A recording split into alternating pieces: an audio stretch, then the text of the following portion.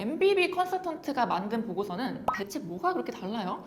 왜 그렇게 비싸요? 너무 다릅니다. 달라도 너무 달라요. 확실하게 밸류 측면에서 다른 부분이 있는데 세 가지가 다 다릅니다. 중장기 사업 전략을 수립해야 된다고 해볼게요. 구글에다가 코스메틱 필드에 있어서 2025년 트렌드를 검색하십니다. 그럼 각종 리포트를 다운받을 수 있죠? 아주 전형적인 비전략 컨설턴트식 접근입니다. 예를 들어 제조업 클라이언트인데 수율이 안 나온다 해서 컨설턴트 찾아온다 라고 하면 어중이 떠중이 컨설턴트들은 네 그러면은 잘하는 데 가가지고 전문가 인터뷰 하겠습니다. 뭐 벤치마킹을 하겠습니다. 이런 얘기를 할 거고요. 경험이 있는 전략 컨설턴트라고 하면 더 확인합시다 라는 이야기를 할 거예요. 이게 바로 여태까지 축적된 인사이트와 경험치의 결과입니다.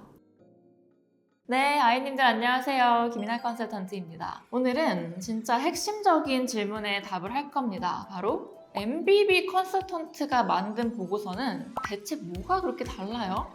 왜 그렇게 비싸요? 뭐가 달라요? 에 대해서 답을 해보려고 하는데요. 사실 그런 질문을 받으면 저는 사실 난감해요. 왜냐면 제가 경험을 해봤기에 느낀 걸로는요.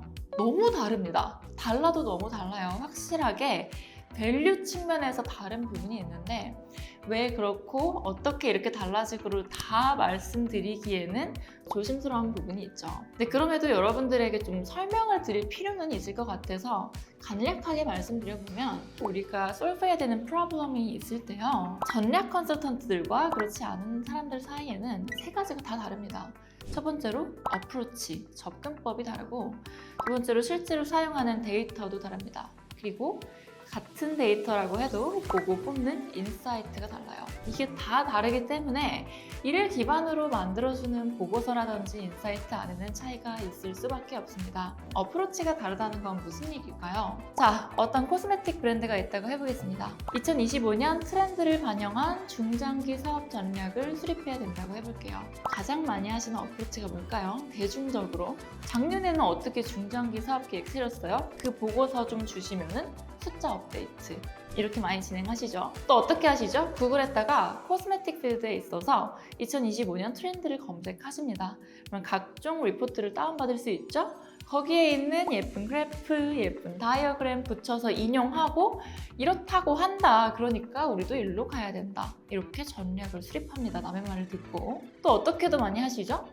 이 코스메틱 안에서 뭐 스킨케어부터 색조부터 약간 영역을 나눈 다음에 각 영역별로 전략을 만들어 오라고 합니다. 그 다음에 취합하고 포맷통이라고 다듬고 그렇게 해서 중장기 전략 수립. 지금 말씀드린 것들은 아주 전형적인 비전략 컨설턴트식 접근입니다. 제로 베이스가 되지 않기 때문이에요. 전략 컨설턴트들은 기본적으로 제로 베이스로 업무에 어프로치를 합니다. 이게 무슨 말씀이냐면 이런 게 있다고 해볼게요. M&A 트렌드를 수립하기 위해서 내년도 물가를 예측하고 싶은데 거기에 영향을 미칠 KPI를 2개만 뽑아보자. 이런 과제가 있다고 해볼게요. 앞에처럼 어프로치를 하면 어떻게 되죠? 외부 데이터로 자꾸 리서치를 하게 되죠. 그러면 물가가 어땠는지, 금리가 어땠는지, 환율이 어땠는지, 국채금리는 어땠는지 이런 거를 막 검토를 하고 상관관계를 히스토리컬하게 분석해서 앞으로도 얘네가 같이 갈 것 같으니까 물가가 어떨 것 같아 이런 식으로 접근을 하죠. 다 저희가 하는 접근이 아닙니다. 저희는 이런 식으로 접근을 합니다. 물가를 예측하고 싶다라는 미션을 받으면요. 물가에 대한 정의를 먼저 확인해야죠. 그럼 정의를 충분히 확인을 할 수가 있습니다. 물가 지수에 대해서는 458개의 대표 품목에 대해서 품목별 가중치를 전체 가중치로 나눈 것을 말한다라는 정의를 확인할 수가 있습니다. 그리고 이때 가중치란 뭘 이야기하는 것이다? 소비자들의 월별 소득의 평균 지출 가중치를 가지고 선정한다 등의 정보를 확인할 수 있죠. 그럼 그걸 가지고 그러면 소비자들의 월별 소비 평균을 통계청에 가서 내가 직접 다운로드 받아야지.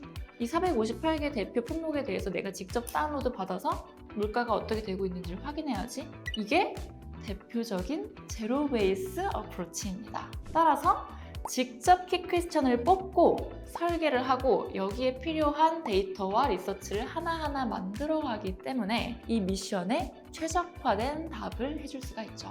이게 애초에 어프로치 단에서 전략 컨설턴트들이 갖고 있는 핵심적인 밸류입니다.